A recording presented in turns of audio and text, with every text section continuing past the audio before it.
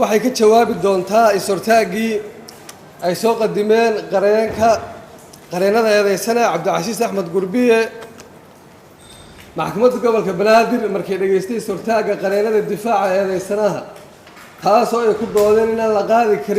lagu qaadi karin xeerka ciqaabta kuna sheegeen in dacwadu tahay mid dastuur ah sida uu qabo qodobka 18aad ee dastuurka ku-meel gaarka ah laba in eedeysan uu yahay saxafi laguna dhaqay xeerka saxaafadda oo kaliya marka ay isku dhacaan xeer guud iyo mid gaar ah raacayo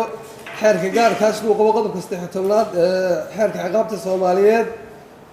saddex in eedda xafiiska xeelaalintu aanay waafaqsaneyn qodobka 71 ee xeerka habka ciqaabta Soomaaliyeed markay dhageystay jawaabta xafiiska xeelaalinta guud ee qaranka kuna doodeen in xeerka saxaafadda lagu celiyay golaha shacabka aanu dhaqangal ahayn in dacwadu aanay ahayn mid dastuuri ah iyo in eedeysanaha loo haysto warar uu ku qoray akoonkiisa gaarka ah ayna sheegeen in eedoodu waafaqsan tahay qodobka 71 ee xeerka habka ciqaabta Soomaaliyeed maxkamaddu markay aragtay qodobada 105 106 71 ee xeerka habka ciqaabta Soomaaliyeed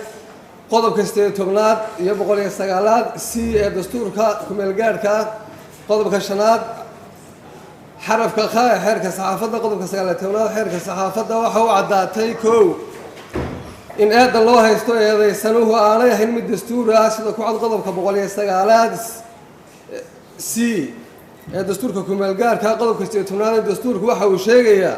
xorriyadda ra'yiga iyo afkaarta eedan loo soo jeediyay eedeysanuhu maaha mid ku saabsan ama la xiriirta warbaahinta goobjoog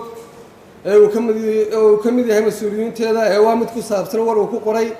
akoonka uu ku leeyahay bartiisa Facebook qodobka 29aad ee xeerka saxaafadduna kama hadlayo shakhsi ee wax ku hadlaya warbaahin sidaas darteed maxkamadda gobolka Banaadir waxay diiday is-hortaaga qareenka eedeysanaha sidoo kale waxay furaysaa xafiiska xeelaalinta guud ee qaranka inay soo waafajiyaan eedooda qodobka 71 ee xeerka habka ciqaabta Soomaaliyeed sababtoo ah eedda xafiiska xeelaalintu dhibanaha kiiska dhibanaha ka kuma cadda wabillahi tawfiiq maxkamadduna waa xiranta